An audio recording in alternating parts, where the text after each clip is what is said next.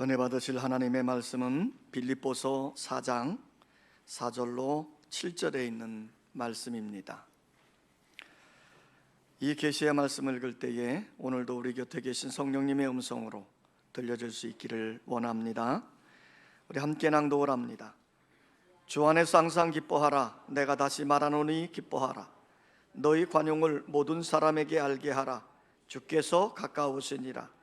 아무것도 염려하지 말고 다만 모든 일에 기도와 간구로 너희 구할 것을 감사함으로 하나님께 아뢰라. 그리하면 모든 지각에 뛰어난 하나님의 평강이 그리스도 예수 안에서 너희 마음과 생각을 지키시리라. 시온 찬양대 찬양이 있겠습니다.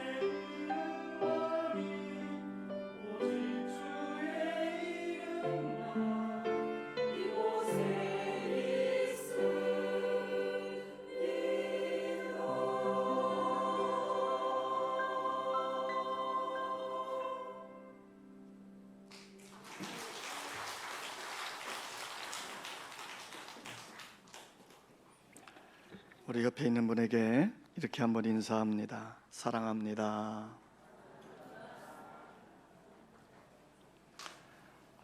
우리가 함께 예배할 수 있다고 하는 것, 크신 은혜고 서로 위로가 되어지는 아름다운 자리입니다. 사도 바울은 빌립보 교회에 보내는 편지 마지막 부분에서 빌립보서 주제를 총체적으로 요약을 하면서 이렇게 권면을 합니다. 기뻐하라, 관용하라, 기도하라. 이 세 가지를 강조하면서 그 권면한 대로 살 것을 당부해 주고 있습니다. 나 자신의 삶을 위해서는 항상 기뻐해야 합니다. 내 마음속에 기쁨이 충만하기를 바울은 원했어요. 그래서 기뻐하고 또 기뻐하라. 다른 사람을 위해서는 덕을 세우는 삶을 살라는 겁니다. 다른 사람과의 인간관계가 화평케 하기 위해서는 어떻게 해야 되느냐? 우리가 관용하는 마음으로 살아야 된다는 거예요. 또 하나님과의 관계에서는 우리가 어떻게 살아야 될까? 기도하라는 겁니다. 하나님께 감사한 마음으로 기도하라, 기도하라. 자, 이 세 가지의 것을 다시 생각해 본다면, 나 자신에 대해서는 기뻐하는 삶, 다른 사람에 대해서는 관용하는 삶, 하나님에 대해서는 기도하는 생활을 하라는 거예요. 이것이 바로 그리스도인의 삶이라는 거예요. 이 마지막 때 우리 그리스도인들이 어떠한 삶의 모습으로 살아가야 될까? 따라서 합시다. 주 안에서 항상 기뻐하는 삶을 살자. 그러니까 성도의 모습 중에 제일 첫 번째는 뭐냐면 기뻐하는 생활을 살라는 거예요. 기뻐하는 생활. 지금 기쁘십니까? 대부분의 사람들은 두려움도 있고 떨림도 있고 날씨는 무더워지고 코로나는 기승을 하고 여전히 우리 주변에 불안한 요소들이 많이 있으니까 우리 마음의 기쁨보다는 두려움이 엄습해 있는 사람들이 많을 거예요. 그런데 성경은 이렇게 얘기합니다. 기뻐하라. 지금 사도 바울이 이 빌립보서를 쓰고 있을 당시에 바울의 모습은 로마 지하 감옥에 갇혀 있는 암울한 상태였습니다. 감사할 조건이 전혀 없는 지하 감옥에 갇혀 있는데도 불구하고 그는 기뻐하는 거예요. 기뻐하는 거예요. 그러면서 옥 밖에서 살고 있는 성도들, 우리 그리스도인을 향해서 외치는 겁니다. 기뻐하라, 기뻐하라. 어거스틴이라는 분이 그런 말을 했어요. 우리 사람들의 마음에는 모두가 다 빈 방이 하나씩 있다는 거예요.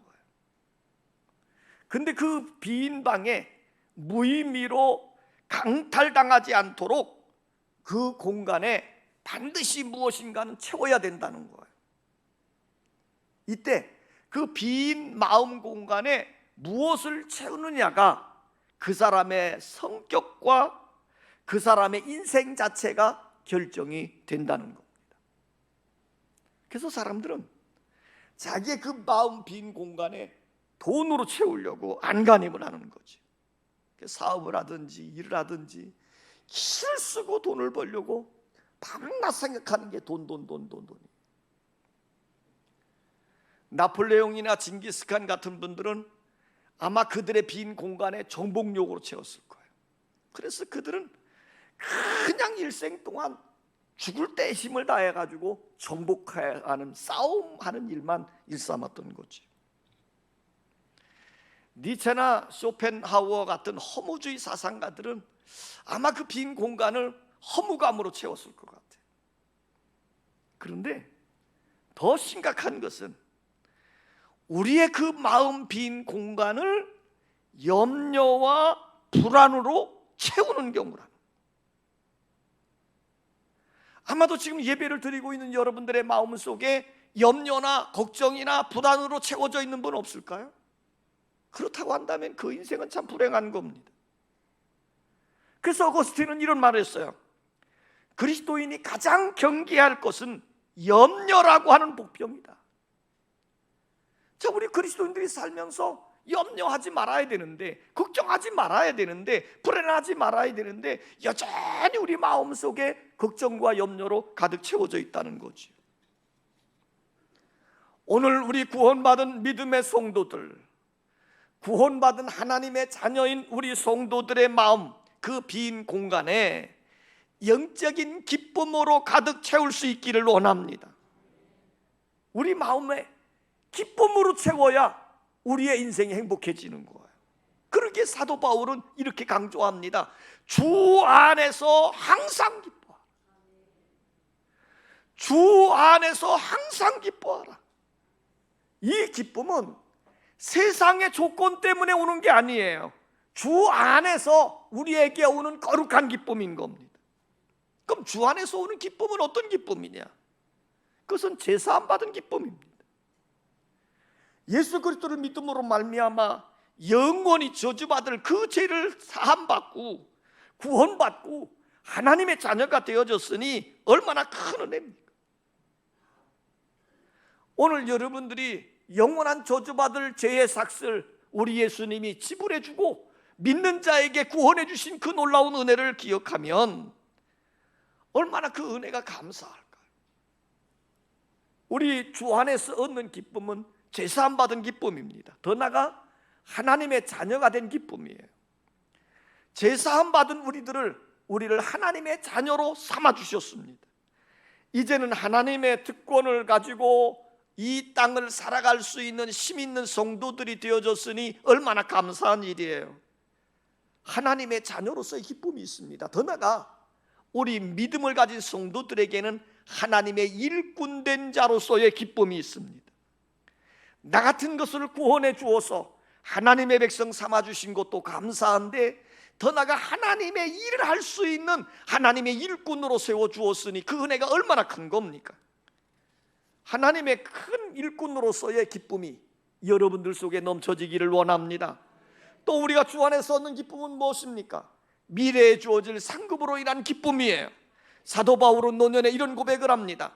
내가 달려갈 길을 다 가고 선한 싸움을 싸우고 믿음을 지켰으니 이제 나를 위하여 의의 멸관이 예배되어져 있노라.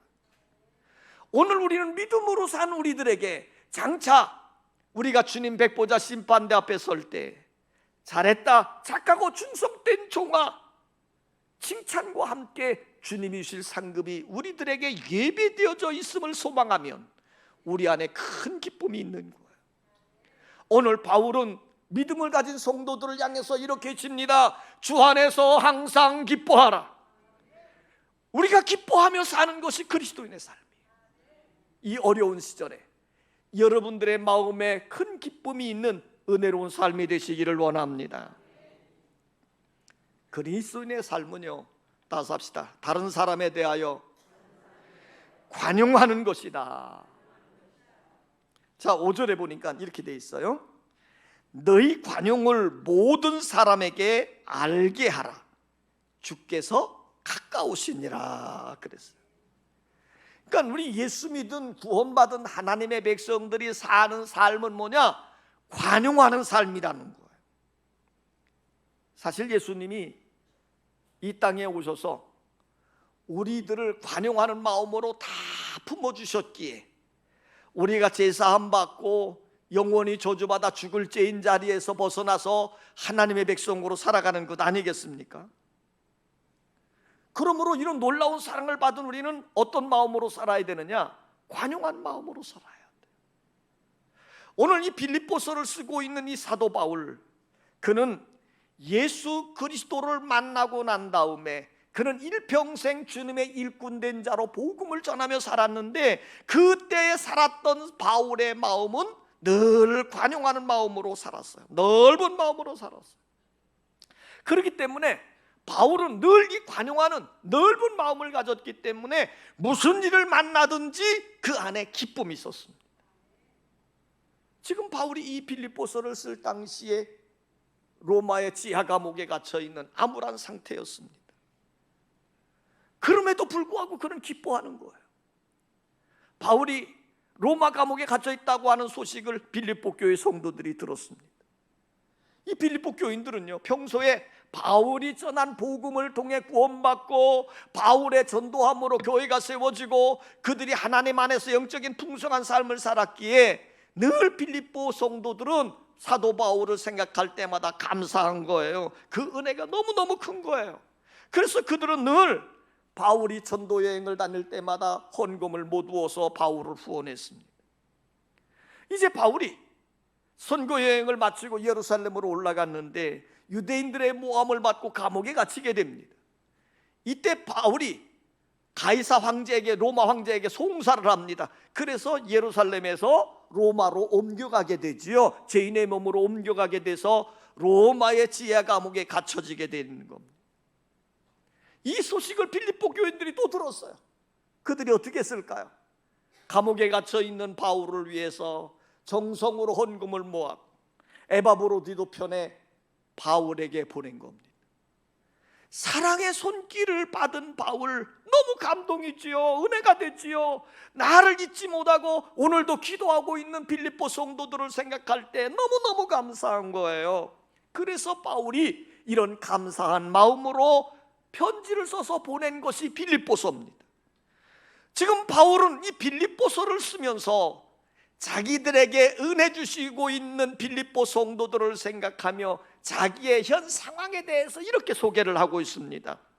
빌립보서 1장 12절에 보면 이렇게 고백을 해요. 형제들아, 나의 당한 일이 도리어 복음 전파의 진전이 된 줄을 너희가 알기를 원하노라. 지금 바울이 감옥에 갇혀 있는데, 감옥에 대해서 고생을 하고 힘들어하고 있는데 바울이 뭐라고 말하느냐? 내가 감옥에 갇혀 있으므로 복음의 진보를 이루었다, 이렇게 선언을 하고 있어요. 그러면서 복음의 진보를 이루게 된 세 가지 이유를 쭉 설명을 합니다. 빌립보서 1장 13절을 보면 첫 번째 이유가 나옵니다. 이러므로 나의 매임이 그리스도 안에서 모든 시위대안과 그 밖의 모든 사람에게 나타났으니 그랬어요.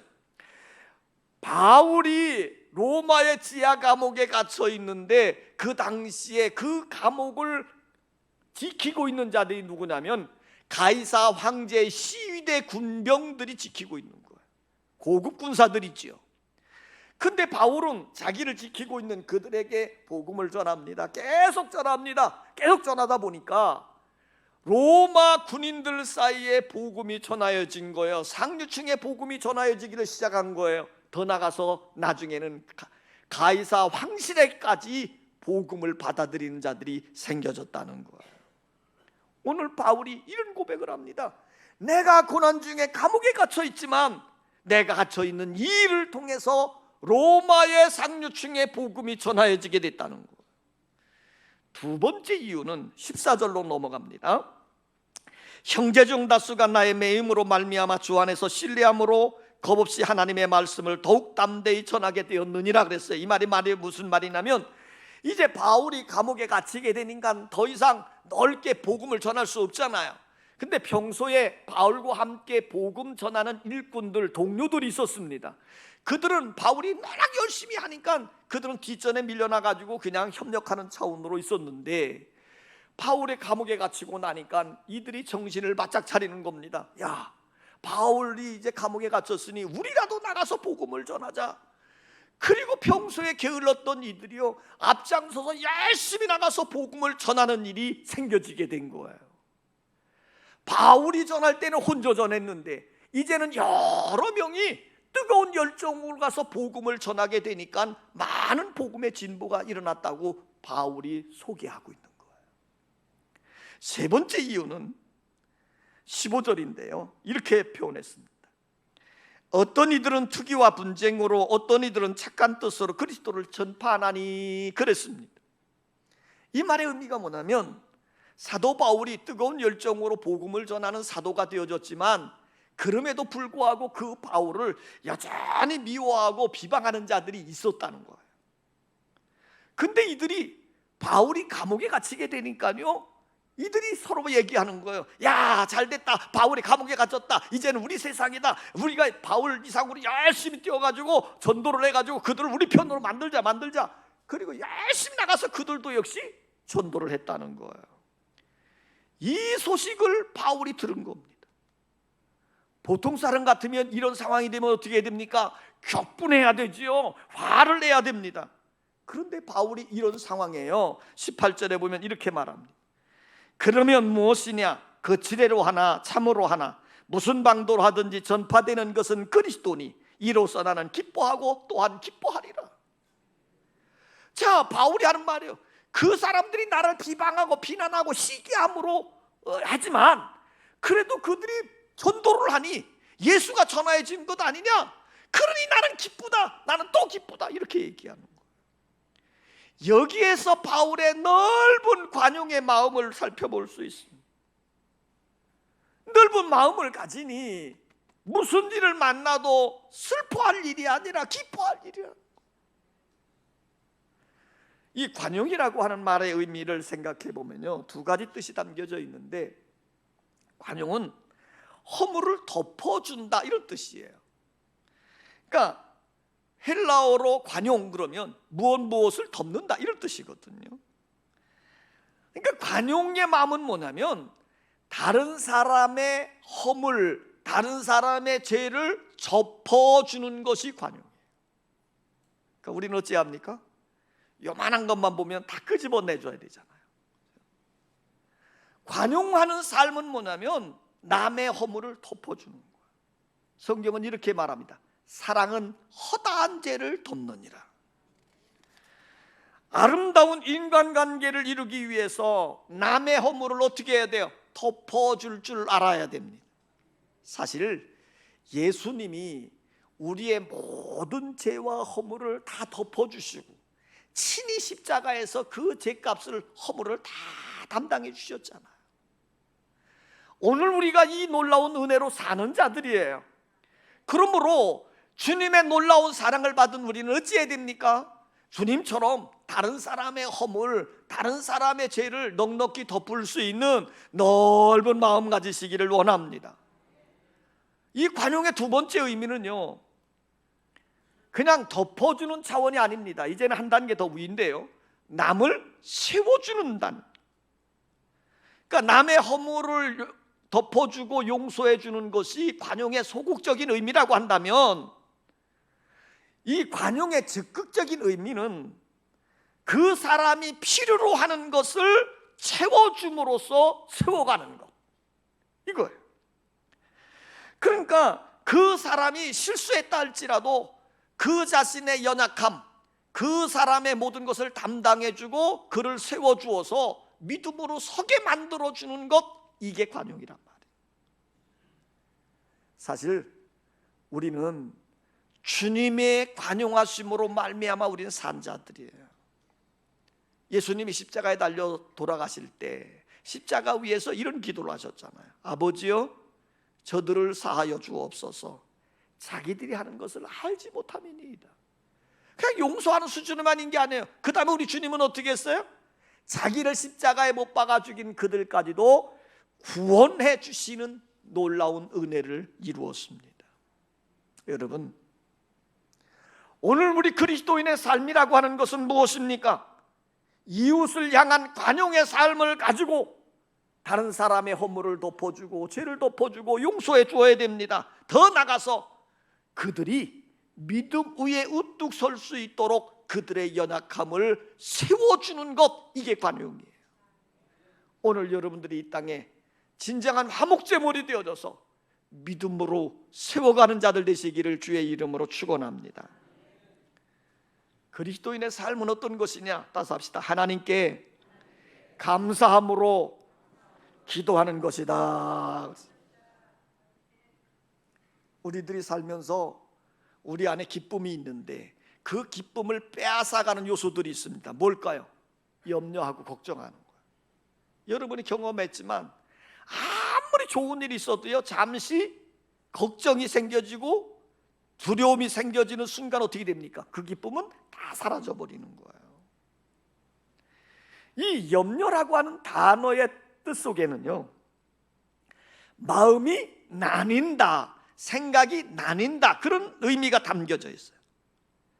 그러니까 여러분들에게 왜 염려가 생기느냐? 여러분들의 생각이, 여러분의 마음이 나뉘어지는 순간 여러분 속에 염려가 생겨지고 걱정이 든다는 거예요. 그래서 오늘 바울은 그리스도인의 삶을 이렇게 살라고 당부하는 겁니다. 6절을 보면요, 아무것도 염려하지 말고 오직 모든 일에 기도와 간구로 너희 구할 것을 감사함으로 하나님께 아리라 그랬어요. 여기 보면 아무것도 염려하지 말고, 이 말이 무슨 말이에요? 우리가 어떤 문제를 만납니다. 코로나를 만납니다. 더위를 만납니다. 질병을 만납니다. 그러다 보면 그것에 우리 마음을 빼앗겨 버리는 거예요. 빼앗겨 버리다 보니까 두렵고 걱정이 되고 불안해지기도 하는 거예요. 오늘 바울은 이렇게 말하는 겁니다. 아무것도 염려하지 말고, 무슨 말이에요? 문제의 시선을 빼앗기지 말라는 거예요. 사건의 시선을 빼앗기지 말라는 거예요. 그러면서 뭐라고 말해요? 오직 모든 일에 기도와 간구로 너희 구할 것을 감사함으로 하나님께 아리라.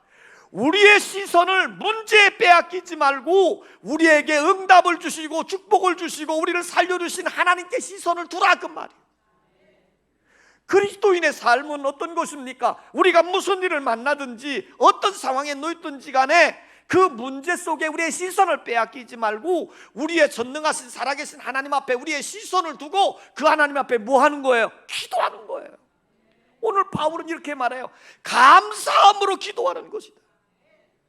오늘 우리 성도들에게 있어서요, 내가 문제에 내 마음 빼앗기지 아니하고 전능하신 하나님을 바라보며 믿음으로 기도하는 자에게 놀라운 믿음으로 견고히 세워질 뿐만 아니라 그런 자에게 하나님이 놀라운 응답을 허락해 주시는 줄 믿습니다.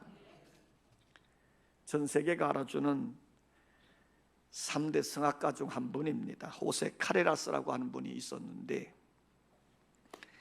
그분의 명성이 최고조에 달하던 1987년, 그의 나이가 41세 한창 때죠. 그 유명한 라보엠이라고 하는 오페라 주인공이 돼서 열심히 준비할 때 벼랑간 몸이 좀 시름시름해지더니 쓰러져 버렸어요. 그래서 병원에 실려가가지고 진단을 받은 결과 병명이 뭐냐면 백혈병이라는 겁니다. 혈액암이죠. 자, 이 선고를 받은 이 카레라스가 스스로 생각하는 겁니다. 내 인생은 여기서 끝났군. 그런데 끝났다고 하는 생각으로 멈춘 게 아니고, 이 카레라스는요, 성경 속에 히스기야라고 하는 인물을 딱 떠오르면서 히스기야처럼 하나님께 시선을 두고 하나님께 기도하기를 시작했어요. 하나님께 매달리는 겁니다. 사랑의 하나님, 저의 생명을 연장시켜 주신다면 남은 생에는 주님을 위해 살겠습니다. 그리고 자기의 그 모진 병과 투쟁을 하는 거죠. 투병 생활을 하는 거. 머리카락이 빠져갑니다. 손톱이 빠집니다. 발톱이 빠져갑니다. 그래도 낭망하지 않고 끈질기게 하나님께 부르짖어 기도하고 하나님을 찬송하고, 그러면서 골수 이식 수술을 받고 화학 치료를 받고, 그러면서 그의 몸이 건강해졌어요. 할렐루야죠. 건강해진 카레라스는요, 이제는 자기 삶이 자기 삶이 아니에요. 자기가 다시 살게 된 것은 전적인 하나님의 은혜로 된 것이다, 이것을 확실히 믿게 되어진 그는 바로 자기의 전 재산을 팔아서 바르셀로나에 호세 카레라스라고 하는 백혈병 재단을 세웠습니다. 그리고 자기처럼 백혈병을 앓고 있는 환자들을 치료해 주는 일로 돕는 일을 시작했어요. 그리고 건강해진 이가 가서 공연을 할 때마다 많은 돈을 버는데, 그때마다 번 돈의 절반 이상을 전부 이 백혈병 환자들을 위해 사용했어요. 그러면서 그가 이렇게 고백을 했습니다. 때로는 질병도 은혜가 될 때가 있습니다.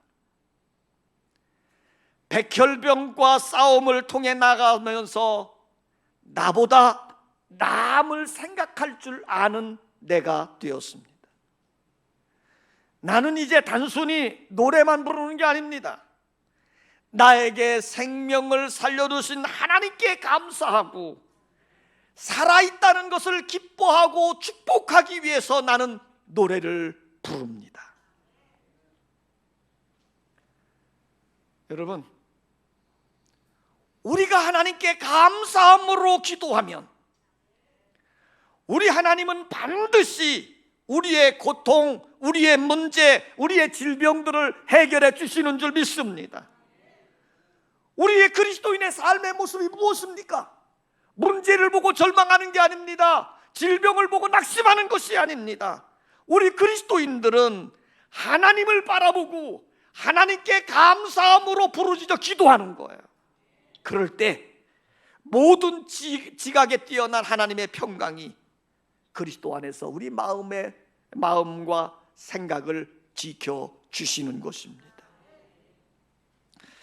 독일 우화 중에 이런 이야기가 하나 있습니다.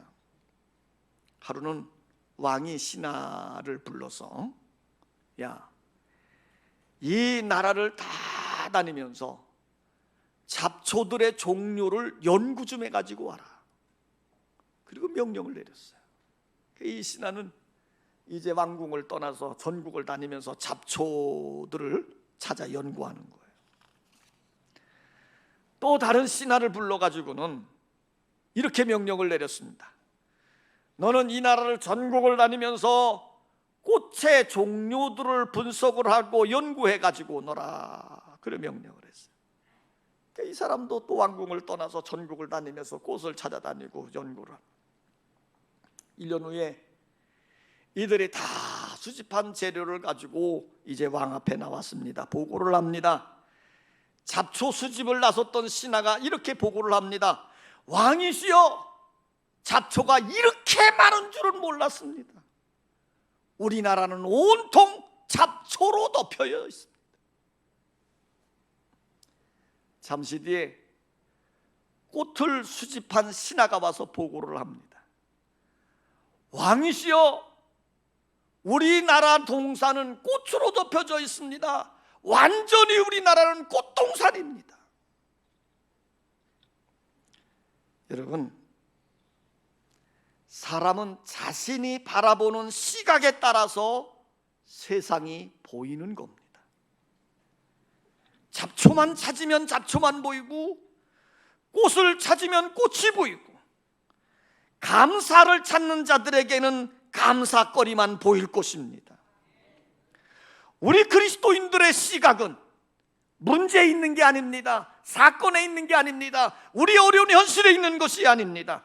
우리의 시선을 하나님께 두는 것입니다. 우리는 날마다 눈을 들어 하나님 바라보고 그 하나님 앞에 감사하며 부르짖어 기도하시기를 원합니다. 우리 하나님은 이 어지러운 세상 속에서 우리 그리스도인들이 어떻게 살까? 우리 성도들이 바른 삶을 살아가기를 원하고 계십니다. 참된 그리스도인의 삶의 모습은 무엇입니까? 나 자신에 대해서는 기뻐하는 삶입니다. 이웃과의 관계에서는 사랑함으로 관용해 주는 삶입니다. 하나님과의 관계에 있어서는 감사함으로 기도하는 삶입니다. 그럴 때 하나님의 평강이 우리의 마음과 생각을 지켜주실 것입니다. 아버지 하나님, 우리는 살면서 때로는 힘들다고, 아프다고, 고독하다고, 낙심하고, 불평하고, 불안해할 때도 참 많이 있습니다. 오늘 바울은 로마의 지하의 감옥에 갇혀 있으면서도 기뻐하면서, 대적자들이 자신을 비방하고 헐뜯는 상황 속에서도 바울은 기뻐하면서 옥 밖에 있는 성도들을 향해 이렇게 졌습니다. 주 안에서 항상 기뻐하라. 나의 기쁨이 너희의 기쁨이 되어지기를 원한다.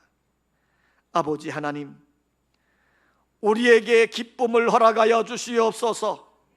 세상 살맛을 잃어가는 자들이 아니라 하나님이 만든 이 아름다운 자연 세상 속에서 많은 어려움이 있지만 그래도 하나님이 주시는 기쁨으로, 하나님의 주시는 즐거움으로 아름다운 세상을 만들어가는 믿음 있는 능력자들 되게 하여 주시옵소서.